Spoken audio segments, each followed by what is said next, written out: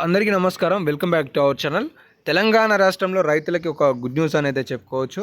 4-5 ఎకరాలకి సంబంధించి మళ్ళీ రాష్ట్ర ప్రభుత్వం నిధుల ప్రారంభోత్సవం అయితే చేసింది. రైతు భరోసాకి సంబంధించి రైతుల ఖాతాలలో నిధులు అనేవి పడుతున్నాయి. మీరు మెసేజ్లు కూడా ఒకసారి చెక్ చేసుకోండి. సో నేను ఈ వీడియోలో 4, 5, 6 ఎకరాలకు సంబంధించి చెప్తాను. దీంతో పాటుగా 10-15 ఎకరాలకి సంబంధించి రైతు భరోసా వస్తుందా రాదా, ఒకవేళ వస్తే ఎప్పుడు రానుంది అనేది కూడా మాట్లాడుకునే ప్రయత్నం చేద్దాం. వీడియోని చివరకు చూడండి. ఏమైనా డౌట్స్ ఉంటే కామెంట్ సెక్షన్లో కామెంట్ చేయండి. వీడియోకి వెళ్ళిపోయే ముందు ఇక్కడ చిన్న ప్రశ్న, మీరు ఏ జిల్లా నుండి ఈ వీడియో చూస్తున్నారు అనేది కామెంట్ సెక్షన్లో ఇలా కామెంట్ బాక్స్ ఉంటుంది కదా, ఇక్కడ కామెంట్ చేయండి. నల్గొండ వాళ్ళు ఎన్ఎల్జీ అని, హైదరాబాద్ వాళ్ళు హెచ్వైడి అని చెప్పేసి ఏ జిల్లా నుండి ఎక్కువ మంది రైతులు కామెంట్ చేస్తారో చూద్దాం. అలాగే ఈ వీడియోని ఒక లైక్ చేస్తారని కూడా భావిస్తున్నాను. సో ఇక అప్డేట్లోకి వద్దాం. ఇక్కడ చూసుకోవచ్చు రైతు భరోసాకు సంబంధించిన అప్డేట్ ఇది. మిగతా వారందరికీ రైతు భరోసా, తెలంగాణ ప్రభుత్వం శుభవార్త, రైతులకు అలర్ట్ ఏంటి అంటే మెసేజ్లు అనేవి మీరు చూసుకోవాలి. ఎప్పుడు ఏంటి అనేది మీ చెప్పే ప్రయత్నం చేస్తాను.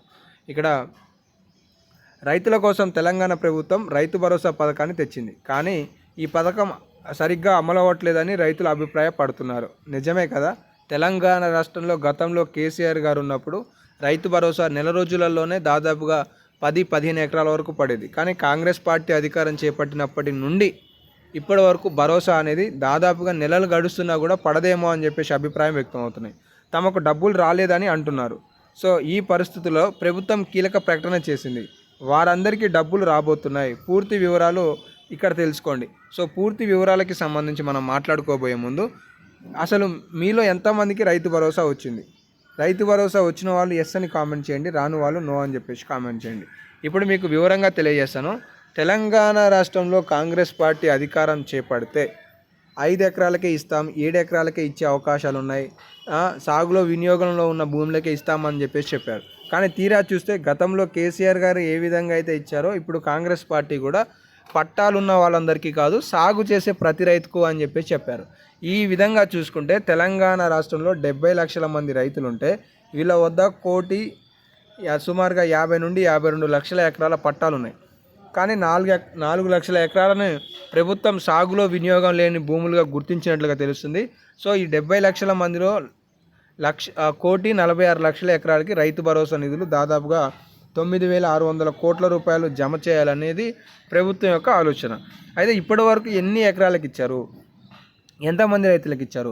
70 లక్షల మంది రైతులలో దాదాపుగా 57 లక్షల మంది రైతులకే 5,057 కోట్ల రూపాయలను జమ చేయడం జరిగింది. సుమారుగా 9,600 కోట్ల రూపాయలు అంచనా వేసిన ప్రభుత్వం 5,057 కోట్ల రూపాయలనే ఎవరికి ఇచ్చింది అంటే ఇప్పటి వరకు కూడా 4 ఎకరాల లోపు ఉన్న వాళ్ళకి, అంటే 3.5 ఎకరాల వరకు మాత్రమే ఇచ్చినట్లుగా సమాచారం తెలుస్తుంది. మిగతా వారికి ఎప్పుడు ఇవ్వనుంది? తెలంగాణ రాష్ట్రంలో మిగతా వారికి అంటే 4 నుండి 10 ఎకరాలకి సంబంధించి ల్యాండ్ కలిగిన వాళ్ళకి, ఓకేనా, 4 నుండి 10 ఎకరాలకు సంబంధించి by the last week of May, అంటే ఈ నెల 25వ తారీఖు నుండి మొదలవుతే 31వ తారీఖు లోపు 4 నుండి 10 ఎకరాల లోపుకు సంబంధించిన రైతుల ఖాతాలలో సుమారుగా 4,000 కోట్ల రూపాయల నిధులను జమ చేసేందుకు ప్రభుత్వం సర్దుబాటు చేస్తున్నట్లుగా తెలుస్తుంది. దీనికి సంబంధించి chief minister Revanth Reddy has directed the finance department to arrange necessary funds. So Rythu Bharosa కోసం ఇవ్వాల్సిన నిధులను ఖచ్చితంగా ఫైనాన్స్ డిపార్ట్మెంట్ సర్దుబాటు చేయండి, అరేంజ్ చేయండి అని చెప్పిన అంశాన్ని మీరు ఇక్కడ పరిశీలించుకోవచ్చు. సో అలాగే chief minister is also expected to convey review meeting on Rythu Bharosa with in the next week, అంటే మనకి 23 తారీఖు నుండి 25 మధ్యలో రైతు భరోసాకు సంబంధించి ఒక రివ్యూ మీటింగ్ని ముఖ్యమంత్రి సీఎం రేవంత్ రెడ్డి గారు నిర్వహించబోతున్నారు అనేది కూడా మనం ఇక్కడ పరిశీలించుకోవచ్చు. కాబట్టి తెలంగాణ రాష్ట్రంలో రైతు భరోసా నిధులు అనేవి మే చివరి నాటికల్లా దాదాపుగా 10 ఎకరాలకు సంబంధించిన వాళ్ళకి జమ కాబోతున్నాయని అయితే ఈ వీడియో రూపంలో మనం ఈ స్టేట్మెంట్స్ ఆధారంగా చెప్పుకోగలుగుతాం. సో ఇవైతే అప్డేట్స్ ఉన్నాయి. ఇంకేమైనా అప్డేట్స్ ఉంటే తదుపరి వీడియోలలో మీకు సమాచారం అందించే ప్రయత్నం చేస్తాను. ధన్యవాదాలు.